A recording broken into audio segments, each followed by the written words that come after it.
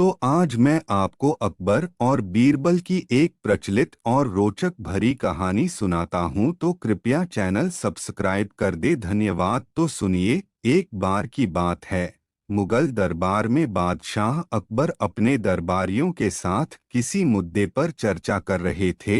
उसी समय वहां एक किसान अपनी फरियाद लेकर आया और बोला, महाराज न्याय करो, मुझे इंसाफ चाहिए। यह सुनकर बादशाह अकबर बायले कि क्या हुआ।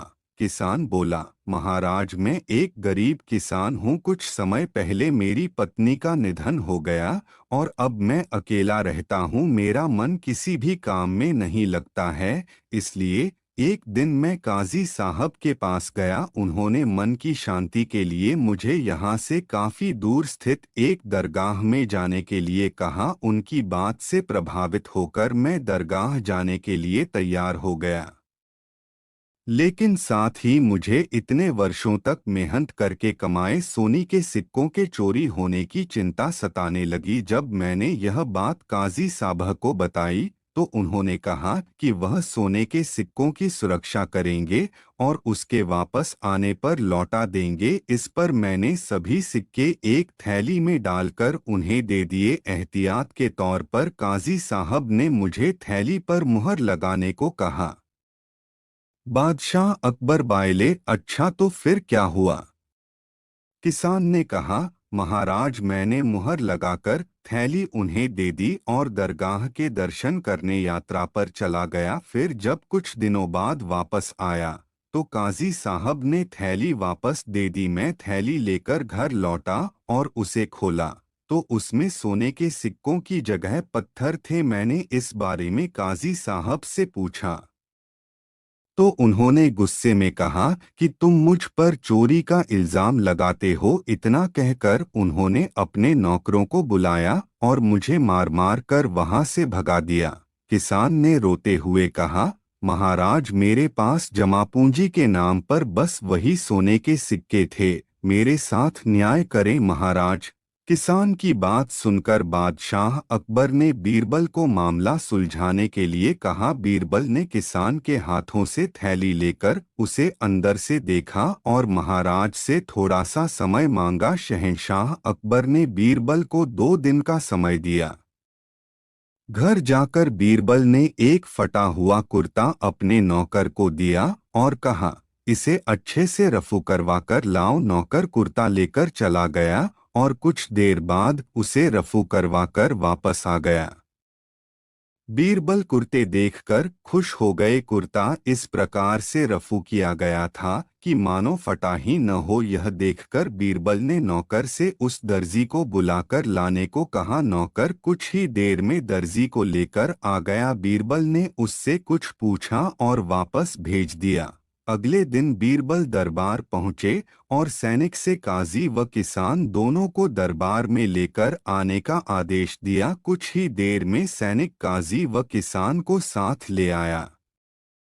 इसके बाद बीरबल ने सैनिक से दर्जी को भी बुलाने के लिए कहा। यह सुनते ही काजी के होश उड़ गए। दर्जी के आते ही बीरबल ने उससे पूछा, क्या काजी ने तुम्हें कुछ सिलने के लिए दिया था?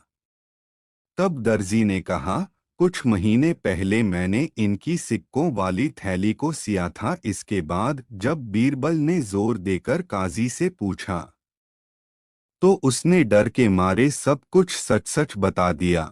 काजी ने कहा, महाराज मैं एक साथ इतने सारे सोने के सिक्के देखकर लालची हो गया था, मुझे माफ कर दो। बादशाह अकबर ने काजी को आदेश दिया कि वह किसान को उसके सोने के सिक्के लौटाए और साथ ही काजी को 1 वर्ष कारावास की सजा सुनाई। इसके बाद एक बार फिर सभी ने बीरबल की बुद्धि की भूरी भूरी प्रशंसा की।